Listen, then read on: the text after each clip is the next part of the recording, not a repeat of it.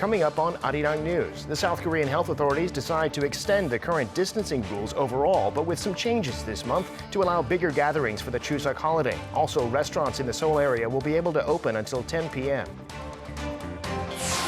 Data show online shopping in Korea rose in July to an all-time high, up nearly 25% from a year earlier to around $14 billion. Most online shopping now is being done on smartphones. And U.S. lawmakers move a step closer to passing a bill to add South Korea to the so-called Five Eyes intelligence sharing program with American allies, a potentially major change aimed at countering what Washington sees as threats from Russia and China. It's 5 p.m. here in Seoul. Thank you for joining us on Arirang News. I'm Devin Whiting.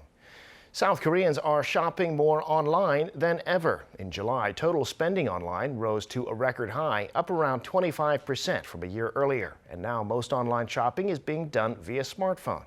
Seo Eun-kyung reports. The total value of online shopping in South Korea hit a record high in July, reflecting a growing trend of people buying products online.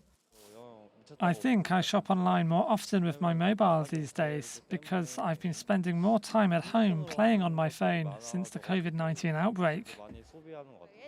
For me, online shopping happened only for clothes, but since COVID-19, I've been ordering cooked meals and ingredients for cooking.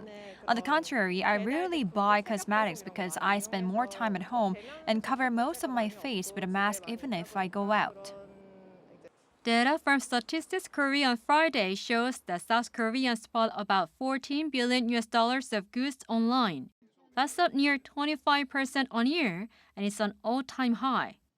Online shopping proved especially popular on smartphones, when mobile shopping make up near 72% of all online transactions. The data shows that the value of transactions for delivery meals, home appliances, electronics and groceries surged, while spending on culture and leisure services, as well as cosmetics, went down. The statistics agency attributed the rise of certain items, such as the delivery meals, to longer hours at home amid surging COVID-19 cases, as well as a small boost from the Tokyo Olympics. Another driver of online sales was the summer heat wave, which pushed up demand for home appliances such as air conditioning units. With a great number of people shopping online, especially during the pandemic, e-commerce transactions are expected to increase for some time. Seo Eun-kyung, Arirang News. And though online shopping has seen a boom, the distancing measures in South Korea have cost small business owners dearly. Many have taken on debt, and with no end yet in sight, some have given up completely. Jang Tae-hyun has this story. Small business owner Lee Gi-bong opened a pocha, a Korean-style bar, in 2015 in the bustling Seollung neighborhood. When he started his business, this place was packed with customers, but that's not the case now. He says the total sales last month could not pay off the rent, but government rules mean he can still declare bankruptcy. I looked into shutting down, but if you have a loan, you have to pay it back to close the business. In my case, I already have more debt than deposits. That's why I can't pay off the loan even if I close the business. So I have to wait as if I'm in shackles. According to a survey by the Korea Economic Research Institute, 4 out of 10 business owners in South Korea are considering permanently closing their businesses. Around half of them pointed to a sharp decline in sales as the main reason, while other factors included the burden of their fixed costs and loan obligations. Another survey conducted by a federation shows that sales are less than half what they were before the pandemic. Bars are the hardest hit, followed by restaurants and cafes. It's because people visit bars after having a meal, and especially for some regions where they have to close at 9 p.m., it's almost impossible to attract customers. The most urgent thing is to let us operate, not just giving subsidies. I have to pay off the loan, but how can I pay it back? I need an operating profit to do so, but if I can't run a business, I don't have a chance to pay it back. At first, he had hoped that the situation would get better, thinking that it will be okay after 2 weeks if the distancing measures are eased. But as time passes, he's starting to lose all hope. The restaurants and bars on this street aren't seeing many customers, and some have already shut down. As the coronavirus continues to linger and the distancing measures remain in place, it's uncertain how much longer small business owners can hold out. Chang Tae-hyun, Arirang News. In other news, South Korean auto giant Hyundai Motor Group has announced that its Genesis lineup of higher-end cars will go 100% electric in 2025. Hyundai unveiled the plan Thursday as part of an eco-friendly project called Futuring Genesis. The 8 models in the all-electric Genesis lineup will use either batteries or hydrogen fuel cells. And by 2030, the company said it'll stop making and selling combustion engine vehicles entirely. South Korea's main gateway, Incheon International Airport, has won a prestigious Red Dot Design Award for a promotional video on its plans to become a wide-ranging economic hub. The clip features the airport's helper robot, Airstar, who introduces the plan to make Incheon a hub for business, tourism, and art. The robot shows what the airport will look like in the future in terms of logistics, travel, aircraft maintenance, and other high-tech industries. All the people and places in the video are animated in a unique style as folded pieces of paper. It can be seen on the Incheon Airport YouTube channel, where it was posted in January.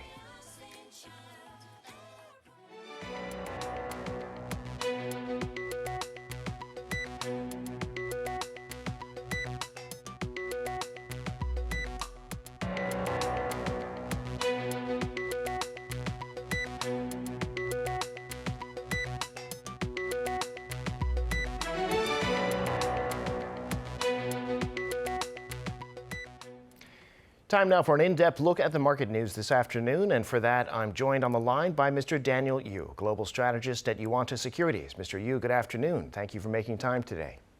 Good afternoon. Well, let's start with U.S. Treasuries for a minute. You helped us look at this issue earlier in the week, and Wall Street's so-called bond king, Bill Gross, is saying he thinks the 10-year yield is going to go quickly from where it is now at 1.25% up to 2%. He's also not optimistic about stocks at the current level unless they can really grow their earnings. What's your own view, and what do you make of his remarks? Right. I think that he's a bit too early to mention this type of strategy. We think that the government bond rate of 10 years should not be rising to 2% until probably year 2023. So it's not going to be happening within the next 1 year period. If you look at the bond rate itself, it did go up to as high as 1.77 or 1.8% at the beginning of the year, assuming that the inflations were hitting very high. And now it has triggered down to as low as 1.3% territories. We think that, yes, as what Bill Gross said, rate will be gradually rising, but the speed of that rise is not going to be that aggressive as we've seen at the end of last year and the beginning of this year. It took only like less than 6 months for the rate to go up by more than 1.2% or so. We think that every year it might be rising by somewhere between 0.3 to 0.5%, and most likely the rate will be reaching about 2% by end of 2023. The reason for that is because we believe that right now it is a period of Goldilocks era, where the overall productivity ratio is rising quite rapidly with all the changes that we're seeing in the fourth industrial revolutions, and also some of the changes that we're seeing in the energy industry as well as the electric car industries and etc. Right now, the inflation numbers that we saw so far is related to the structural change that we're seeing. So prices rises were probably very temporary, as what Chairman Powell is saying of the Fed. We agree with him in that most likely the speed of the rate rise is going to be very gradual. If we think that's going to happen, then we think also equity market has more room for further rise over the next 1 year or so. We think that by year 2023, probably S&P is most likely to rise further by another 30%. S&P the Nasdaq might be even higher. We're assuming that most likely that Nasdaq can rise further by another 45% by end of 2023.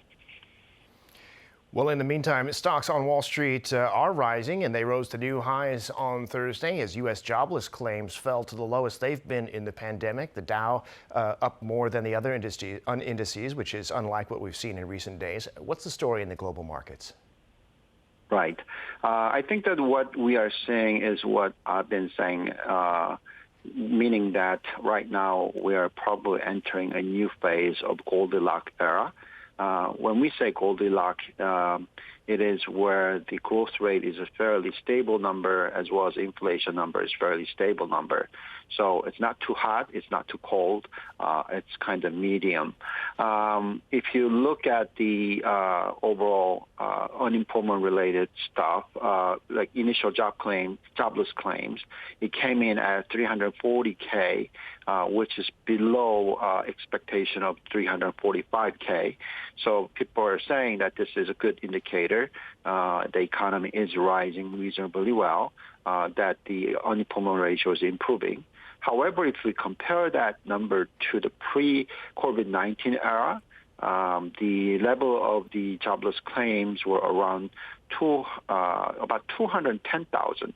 So right now is still about 1.5 times of what we used to see at the time of the full employment era. So we think that there's been a lot of changes happening since the COVID-19. And since 2017, we saw a high level of accelerated productivity increases. A lot of the companies are improving in terms of the efficiencies, and that automations and a lot of the change that we're seeing in the various industries are resulting into unemployment ratio falling at a lower speed than we saw in the past. So having said that, we think that, yes, the economy is improving, but the differences between the high net worth individual versus the low income bracket, it continues to be very strong, very high. And the speed of the unemployment ratio falling is going to be very gradual rather than very accelerated. All having said that, which means that the government interest rate hike is not going to happen anytime soon. So we are entering a so-called Goldilocks era, and therefore we think that equity market should continue to do well over the next 2 years. Well, here in Korea today, a nice gain on the Kospi and the Kosdaq. Foreigners buying again and local retail investors taking some profits. Tell us about the domestic market. Right. Quite a lot of people have been asking to me that since I've been managing Korean money to invest into overseas, a lot of people were saying, should they have been selling domestic stocks and actually buying the foreign investing, such as our wrap accounts or etc. I've been saying that should not be the right strategy at this point in time. The reason for that is because the relative valuation of Asia, including Korea, is extremely cheap relative to the S&P 500. And it is as cheap as what we saw in the IMF crisis of 1997. So, which means that there's probably very little room for further falling of the Kospi or any of the Asian market, including China and Taiwan. So on a various relative basis valuations, as well as very strong earnings growth rate, we think that foreign investors are probably coming back to Korea rather than selling more. And that's what we've been seeing in the last 1 week. So we did see massive selling at the beginning of the month of last month. And we saw foreign investors selling over 24 trillion won worth of it. But nowadays, they're no longer selling, but rather buying as much as 1 trillion won worth of buying per day. So it all depends on what happens to the currency as well as the U.S. dollar index. We don't think that dollar index is going to appreciate further with a lot of things that happen, including Afghanistan. All in all, we think that the entering into Korean stock at this point in time makes more sense than entering into U.S. stocks. Well, we certainly have seen the exchange rate come down in the past week or so. Finally, Mr. Yu, with the Korean government planning to get a lot more housing onto the market, we've seen a jump in the price of some construction shares for the local construction ETF. Those who bought the dip around a week ago would have done pretty well. What do you see happening in the construction sector? Right. Usually the construction sector is highly related to the government regulations. As you know, that next year is the presidential election for Korea. And a lot of the policies that most of these candidates are talking about is actually increasing the supply of housing. The government are talking about as much as 2 million new houses, public housing, and they're planning to spend as much as 2.8 trillion won of budget to increase the supply. If that happens, I think that's very good news. For the time being, the government were trying to control the housing market through the other means than the supply. That was probably a very wrong strategy so far, and that has resulted into some of the prices rising by 50% in 1 year, and that's quite crazy to look at. Most of the people are faced with a huge amount of prices rise.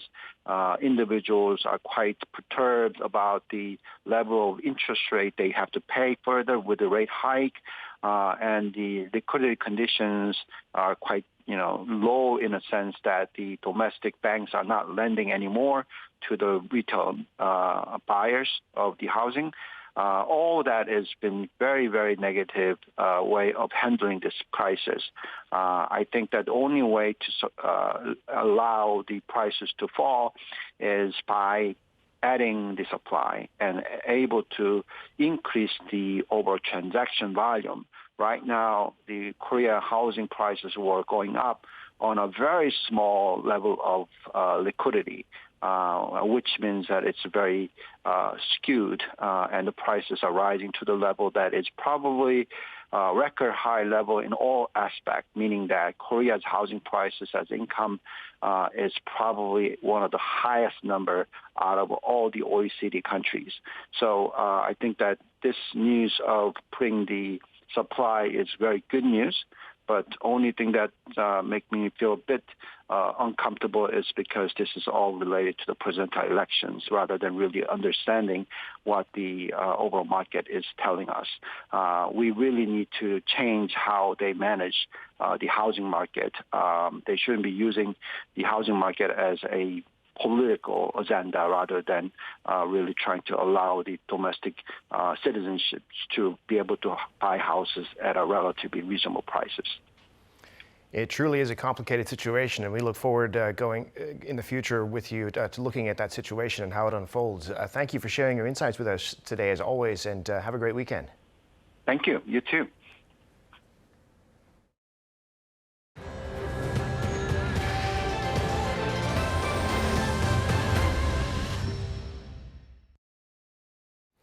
The South Korean health authorities have decided to extend the current social distancing scheme for another month, but with some changes. Right now, in places like Seoul, at level 4 distancing, only 2 people can meet after 6 p.m. But from next week, there can be up to 6 people if those extra 4 are fully vaccinated. In most of the rest of the country, at level 3, there can be up to 8 people, again, if 4 are vaccinated. These changes were made partly in view of the upcoming Chuseok holiday, when millions of people will travel to meet family. During the holiday itself, regardless of the distancing level, up to 8 family members can meet as long as 4 are fully vaccinated. Also, restaurants in the greater Seoul area will be able to open until 10 p.m., an hour later than they are now. With the 4th wave of COVID-19 ongoing, South Korea has reported more than 1,700 new cases today. The authorities say the daily tally will hit a peak this month and gradually come down as the vaccines are rolled out. Ji-young has more. South Korea's daily number of coronavirus cases is expected to peak this month and gradually go down. The Central Disaster and Safety Countermeasure Headquarters said Friday that if the vaccination drive continues according to plan, then daily cases will peak at 2,000 to 2,300 next week and the week after. Through various simulations considering the speed of the inoculation drive, experts believe the spread of the virus will be controlled starting from mid to late September. He added that if the spread is brought under control this month, then the authorities will consider an overhaul of the quarantine and social distancing measures. The authorities warned, though, that with the spread of the Delta variant, there could be a surge in infections as people travel across the country for the upcoming Chuseok holiday.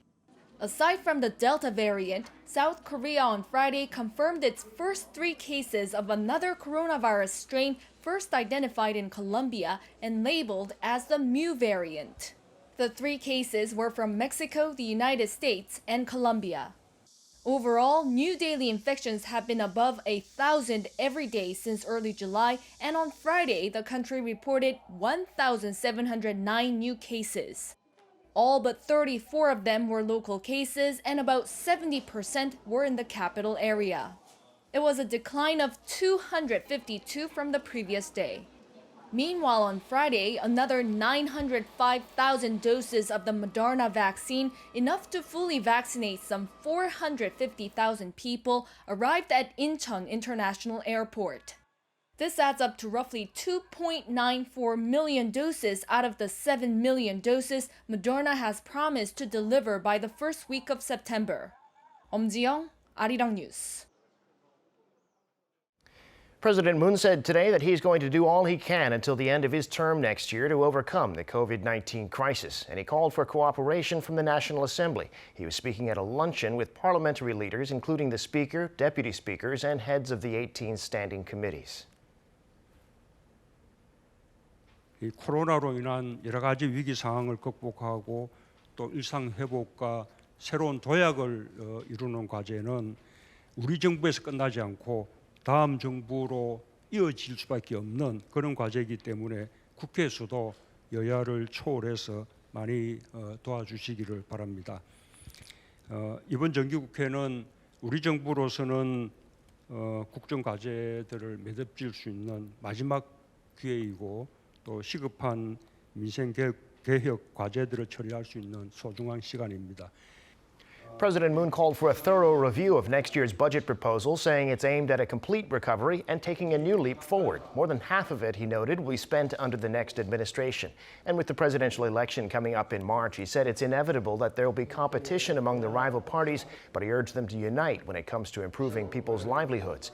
National Assembly Speaker Park Byung-seok said that now is a critical moment and pledged close communication between the government and parliament. On Wednesday, the Assembly kicked off its 100-day session, the last regular session of the Moon administration.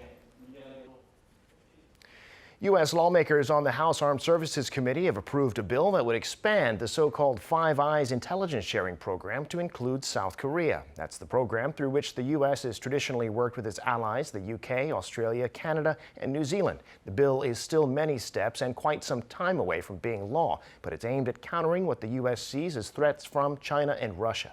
Kim Hyo-sun reports. The U.S. House of Representatives Armed Services Committee on Thursday passed a bill that seeks to expand its intelligence sharing program to include South Korea and 3 other countries.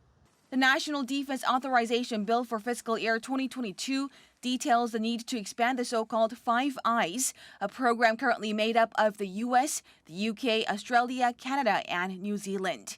The committee explained that an expansion is necessary considering the threats posed by China and Russia, adding that Japan, India, and Germany should also be brought into the fold. It also directed the Director of National Intelligence to review the matter and provide a report to the Congressional Intelligence and Defense Committees after fully consulting with the Secretary of Defense no later than May 20th, 2022. Meanwhile, the National Defense Authorization Bill passed by the committee has removed the lower limit for U.S. forces Korea because it was deemed to be no longer necessary. Rather, it added a clause that highlights the importance of the Seoul-Washington alliance. Congress added a lower limit for the 28,000-strong U.S. forces Korea back in 2018 when former President Trump began to use the USFK as a bargaining chip in his administration's negotiations with Seoul over defense cost sharing. However, since the inauguration of President Biden, the U.S. says that such a clause is no longer necessary. Kim Hyo-sun, Arirang News. North Korean leader Kim Jong-un convened a politburo meeting on Thursday to address some of the urgent challenges the regime is trying to deal with, including the pandemic and shortages of food. Right now, experts say the North is most concerned about those internal issues. Kim Dami reports. Chairing a politburo meeting on Thursday, North Korean leader Kim Jong-un discussed the regime's current top priorities, including antivirus measures, food shortages, and natural disasters. The North Syrian media reported Friday that Kim warned officials against letting their guard down for even a second considering the current situation, stressing the need to establish a strong quarantine structure.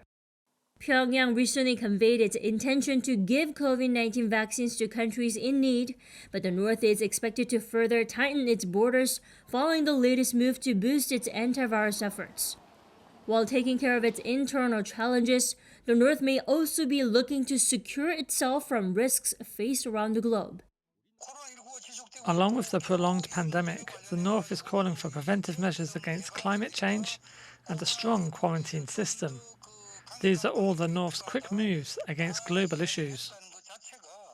Kim Jong-un also laid out, quote, politburo-level measures for successful farming to alleviate food shortages.